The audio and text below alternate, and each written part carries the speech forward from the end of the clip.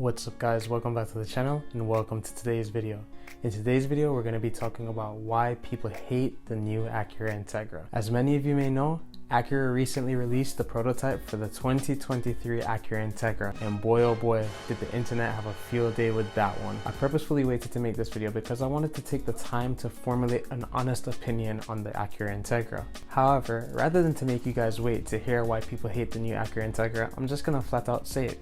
I mean, we're all thinking it, right? People feel like they got catfished with this new Integra. It's like you've been talking to this baddie for like many years, right? Like even before they invented FaceTime. And you know, like you talking to her one day on the phone, she's like, yeah, I look like Janet Jackson. And then when you finally see her, she hop out and she looks like Freddie Jackson.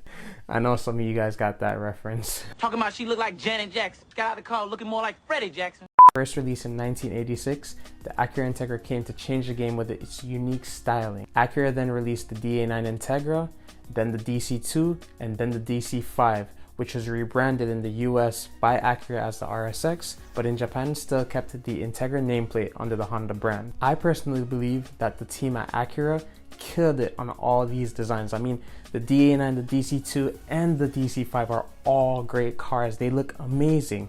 After the release of the RSX in 2006, the Integra name disappeared until Acura teased us with a well-designed rendering of what the Acura Integra could potentially look like. This is where the problems begin. Earlier this year, Acura teased us with this, and then this.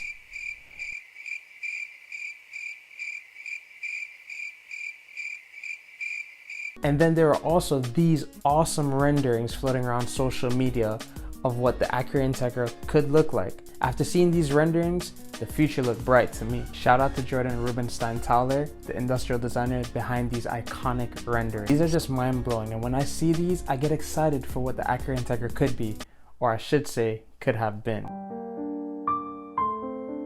Although these renderings might not be officially affiliated with Acura, in my opinion they should be, because they look miles better than what the actual Acura Integra prototype looks like. These renderings speak to my soul, and when I think about the DC2 and the Acura Integra going forward, this is it. You might say that the DC2 Integra was the most popular Integra to ever hit the streets. With that being said, Acura claims that their new Integra prototype pays homage and is designed based on the DC2. Pays tribute to the Phoenix yellow of the iconic Integra Type R. However, I think we can all agree that these renderings share much more similarities to the DC2 than the actual Integra prototype does. To me, the version that Acura released just looks like a Honda Accord cross door, just an indie yellow with an Acura vinyl on the side. Change the wheels and add a black roof, and boom, that's your Integra. Now, of course, that's not really how it went down when they designed this vehicle. There's much more that goes into it, but that's just how it feels after seeing the Accord Cross Tour and the new Integra. The DC2 is also a two-door coupe, so it just doesn't make sense that Acura would design a liftback, a five-door liftback. I get it, practicality, but it just doesn't carry on that Integra name if you ask me. I know, there was also a four-door version of the Integra back then as well. However, everyone knows that the two-door version was the more desirable and more sought-after version of the Integra. And of course, when it comes to modern car styling, there is more that goes into designing an automobile. After all, it comes down to what sells. But in an instance where they're bringing back a true legend, I would have rather seen styling comparable to these renderings rather than something that just looks like an ILX. Moving on to the power plant, the Integra is said to have a turbocharged 1.5 liter inline-4 engine. Considering that the DC2 came with a 1.8 liter high revving inline-4, some would say dropping a 1.5 liter in the new Integra is a step in the wrong direction. Who knows, maybe Acura will leave room for a bigger and better engine in the Type S models. One can only dream, right? But of course, with every vehicle, there are going to be cons, but there are also going to be pros. So let's move on to some of the more pleasant features of the Acura Integra. Let's talk about styling. Although the look of the new Integra may have taken some by surprise, I like that Acura stayed true to their styling and branding, especially in recent years. The iconic Acura honeycomb grille and swooping LED headlights are very similar to that of the Acura TLX, and if I may say so, the front end of the Integra is actually my favorite part of the car. And from there, unfortunately, it just all falls down. I also like that Acura chose to go with functional aero. For example, the front air ducts were designed with cooling and downforce in mind. This is a refreshing change from the fake aero that you may see on other modern vehicles of today. I know we mentioned this as a possible con before, but it could be a pro. The Acura Integra is powered by a 1.5 liter turbocharged inline-4 engine.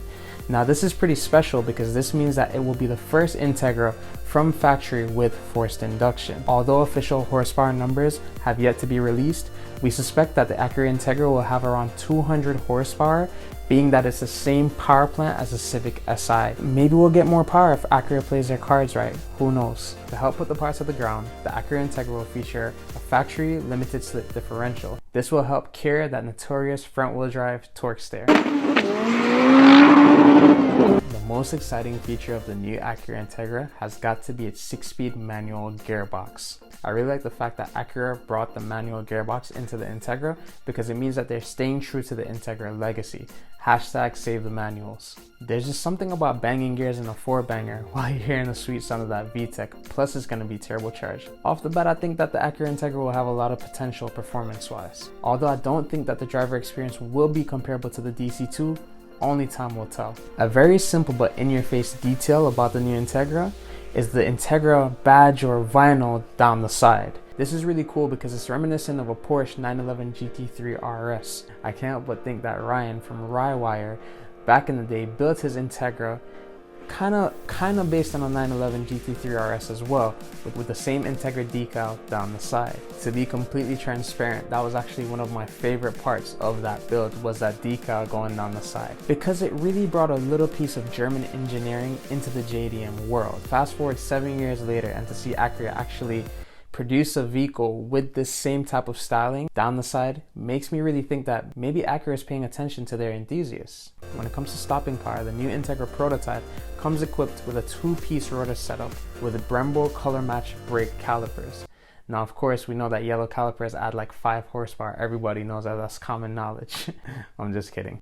When it comes to price, the Acura Integra is set to be priced around $30,000, which is kind of on par with its competitors. But let me ask you guys, if you had around $30,000, would you rather buy a Civic Type R or the new Acura Integra? Cars like the Civic Type R were inflated way over value and way over MSRP after their initial release. However, I don't think we're gonna have that issue with the Acura Integra. Would I buy one?